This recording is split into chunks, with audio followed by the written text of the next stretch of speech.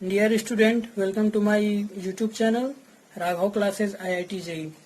Once again I am here with a new video, and this video is going to be very useful for JEE advanced student. Okay, in this video I am here to discuss a problem which is related to paragraph. In this there are 5 problem, and I am going to solve it in a very quick way. Okay, तो चलिए start करते हैं, देखते हैं क्या है इसमें। देखिए इस प्रॉब्लम में यहाँ पे दिया है लेमडा इक्वल टू सी, मतलब लेमडा कॉम्प्लेक्स नंबर से बिलोंग करता है, ठीक है। और Z1, Z2, Z3 भी कॉम्प्लेक्स नंबर है। अब यहाँ पे Z3 minus Z1, Z2 minus Z1, तो अगर हम एक पॉइंट ले ले Z1, तो और दो अलग अलग पॉइंट जैसे Z3 हो गया और एक Z2 हो गया, ठीक है। तो अगर इसको ज्वाइन करते हैं, इन दोनों को ज्वाइन करें, तो Z3 माइनस Z1 ये जो वेक्टर होगा, इस वेक्टर को हम लोग Z3 माइनस Z1 बोलेंगे, ठीक है। और फिर ये जो वेक्टर है Z2 माइनस Z1 हो जाएगा। अब यहाँ पे क्वेश्चन क्या है? फर्स्ट क्वेश्चन ये है, if lambda equal to purely imaginary number. Lambda अगर प्योरली इमेजिनरी नंबर होगा, अब प्योरली इमेजिनरी नंबर के लिए क्या करना पड़ेगा? उसके लिए यहाँ से हम लोग देख सकते हैं lambda equal to Z3 minus Z1 upon Z2 minus Z1। अगर यह प्योरली इमेजिनरी है, इसका मतलब ये जो पार्ट होना चाहिए, इस पार्ट को आप इमेजिनरी होना चाहिए, ठीक है। ये जो पार्ट है ये प्योरली इमेजिनरी होगा, और ये जो पार्ट है ये क्या होना चाहिए? प्योरली रियल होना चाहिए। ये इमेजिनरी होगा और ये आपका क्या होगा? रियल होगा। तो यहाँ से हम लोग देख सकते हैं, अगर यह पार्ट रियल होगा और यह पार्ट इमेजिनरी होगा, तो हमेशा इनके बीच का जो एंगल होना चाहिए वो हमेशा 90 डिग्री होना चाहिए फर्स्ट केस के लिए। अब 90 डिग्री होगा, इसका मतलब वो ट्रायंगल क्या होगा? RHS से अगर हम लोग देखा जाए तो राइट एंगल्ड ट्रायंगल होगा, ठीक है। तो अब राइट एंगल्ड ट्रायंगल तो होगा, लेकिन इस ऑप्शन में तो दिया नहीं है। लेकिन यहाँ पे अगर हम लोग बनाए तो ये Z1 पार्ट है और ये आपका ये Z है, ठीक है। और ये Z2 है और ये आपका क्या है? Z3 है। तो अगर ऐसे बन रहे हैं, तो अगर ऐसे बनाते जाए तो ये जो ट्रायंगल होंगे, ये इसका जो लोकस होगा वो एक सिमिलर ट्रायंगल का लोकस होगा, ठीक है। तो इसमें हम लोग देख रहे हैं कि ये सिमिलर ट्रायंगल का एक ट्रेंड पकड़ रहा है, तो इसका फर्स्ट वाला ऑप्शन हो जाएगा। अब सेकंड में जाते हैं। सेकंड में क्या दिया है? Value of lambda for which triangle with vertices Z1, Z2, Z3 is equilateral triangle. अब इसमें उल्टा पूछ दिया है, अगर वो ट्रायंगल जिसका वर्टिसेस Z1, Z2, Z3 है, अगर वो इक्विलेटरल ट्रायंगल है, तो लेमडा की वैल्यू पूछ रहा है, ठीक है। अब यहाँ पे इक्विलेटरल ट्रायंगल, तो इक्विलेटरल ट्रायंगल सोच के दो चीज बात याद आती है, ठीक है। एक तो 60 डिग्री होना चाहिए ईच एंगल, और सेकंड जो पार्ट है कि तीनों का साइड इक्वल होना चाहिए। तो यहाँ से अगर हम लेमडा अगर देखें यहाँ पे, तो Z3 माइनस Z1 ये जो है ये पार्ट ये जो लेंथ है और ये जो लेंथ है, ये दोनों लेंथ इक्वल होना चाहिए। अब दोनों लेंथ इक्वल होने के लिए क्या होना पड़ेगा? तो इसको अगर हम लोग वेक्टर फॉर्म में लिखे या कॉम्प्लेक्स नंबर के फॉर्म में लिखे, ठीक है, किसी में भी लिख सकते हैं। तो कॉम्प्लेक्स नंबर के फॉर्म में लिखते हैं, तो Z3 minus Z1 upon Z2 minus Z1 इसका जो मॉड होगा, और फिर सीस ऑफ थीटा होगा, ये होता है। अब ये जो मॉड है ये तो दोनों क्या है? 1 हो जाएगा।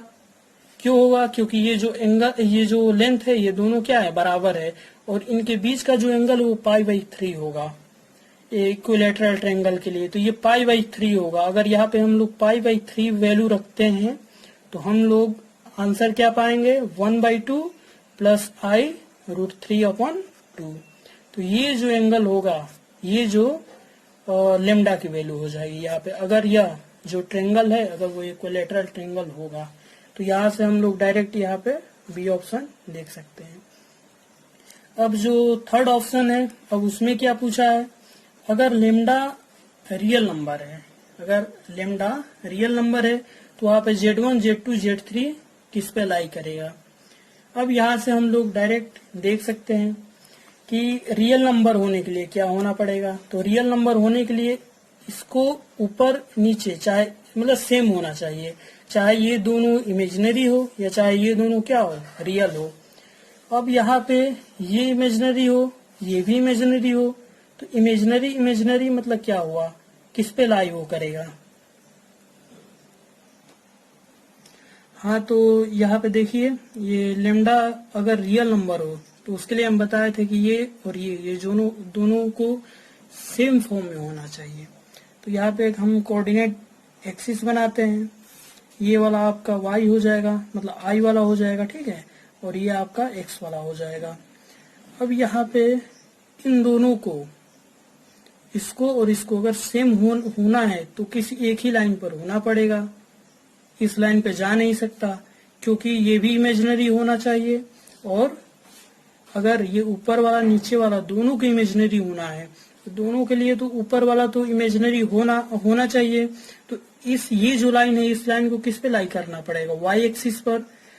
नीचे वाले को भी इमेजिनरी होना पड़ेगा तो इसको भी y एक्सिस पर लाई करना पड़ेगा। इसका मतलब ये जो दोनों पार्ट है वो चाहे एक ही एक्सिस पर लाई करेंगे, y एक्सिस या x एक्सिस पे। इसका मतलब यहाँ से साफ दिख रहा है कि ये किस पे लाई करेगा, एक स्ट्रेट लाइन पे लाई करेगा, ठीक है। तो यहाँ से हम लोग सी ऑप्शन लगा देंगे।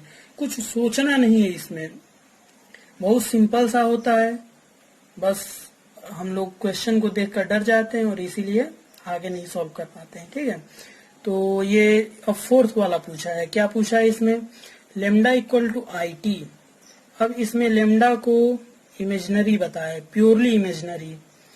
अगर Z2 और Z3 को अगर फिक्स कर दिया जाए तो लोकस ऑफ Z1, अगर Z2 Z3 फिक्स हो गए तो फिक्स कर देते हैं, यहाँ पे ये फिक्स हो गया।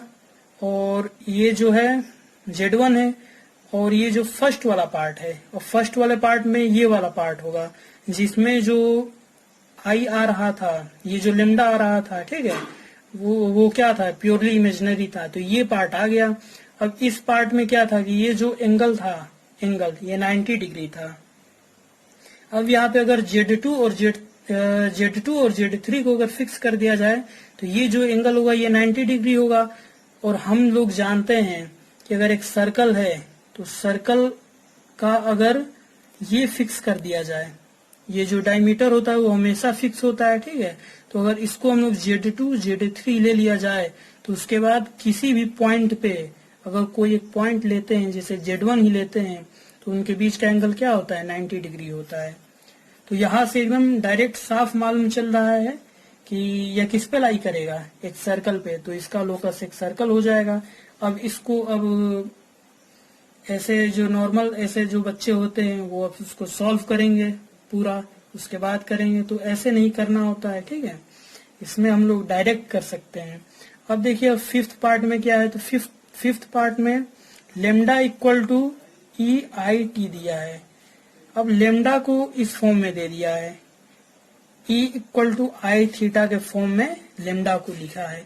अब देखिए E equal to I theta मतलब क्या हुआ, जो Z1 ये दोनों का जो एंगल है, मतलब ये जो दोनों के बीच का जो डिस्टेंस है ये दोनों इक्वल होगा, तभी तो इसको हम लोग I थीटा लिखेंगे।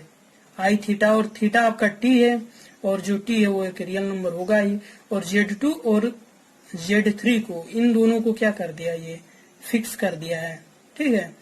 तो अब हम लोग इसमें क्या कर सकते हैं, तो इसमें देखिए, तो आगे हम लोग चलते हैं, ठीक है। यहाँ पे E equal to I theta था, ठीक है। तो यहाँ से देख रहे हैं हम लोग लेमडा जो है, जो लेमडा है वो Z3 minus Z1 upon Z2 minus Z1, ये जो पार्ट है इसका लेमडा का, ये जो पार्ट है ये पार्ट 1 है। इस पार्ट को 1 होने का मतलब क्या हुआ कि Z1 से Z3 का और Z1 से Z2 का जो डिस्टेंस है वो दोनों इक्वल है। तो कुछ यहाँ का सिनेरियो दिख रहा है, यहाँ पे अगर यहाँ पे Z3 रखा जाए, यहाँ Z2 रखा जाए और यह Z1 रखा जाए, तो इनके बीच का जो है जो डिस्टेंस है, डिस्टेंस तो आपका इक्वल है, बट क्या वेरी कर रहा है, इनके बीच का एंगल वेरी कर रहा है, क्योंकि lambda equal to e to the power i theta है। थीटा मीन्स यहाँ टी है, ठीक है। तो जो थीटा है इनके बीच का जो एंगल है वो वेरी कर रहा है। तो थीटा वेरी कर रहा है, लेकिन ये दोनों क्या है, फिक्स है। तो ये दोनों फिक्स है, अगर हम लोग इसको ज्वाइन कर दें तो ये तो दोनों फिक्स है, लेकिन ये वेरी कर रहा है। तो ये वेरी कर रहा है और ये इक्वल है। तो इसका लोकस हम लोग जानते हैं, इसका लोकस हमेशा परपेंडिकुलर बाइसेक्टर होता है। इस परपेंडिकुलर बाइसेक्टर में हम लोग कहीं भी चले जाए, कितना भी एक्सटेंड कर ले, इसमें इसका जो डिस्टेंस होता है Z2 और Z3 के बीच का, तो वो इक्वल होगा, और ये जो थीटा है वो वेरी करेगा, ठीक है। तो यहाँ से हम लोग ये भी मालूम कर लिए कि वो क्या होगा, वो उसका क्या होगा, एक जो पेयर ऑफ लाइन है उसका परपेंडिकुलर बाइसेक्टर होगा। तो यहाँ पे स्ट्रेट लाइन कह सकते हैं, एक स्ट्रेट लाइन होगा, ठीक है। तो यहाँ से ये स्ट्रेट लाइन हो जाएगा, बस।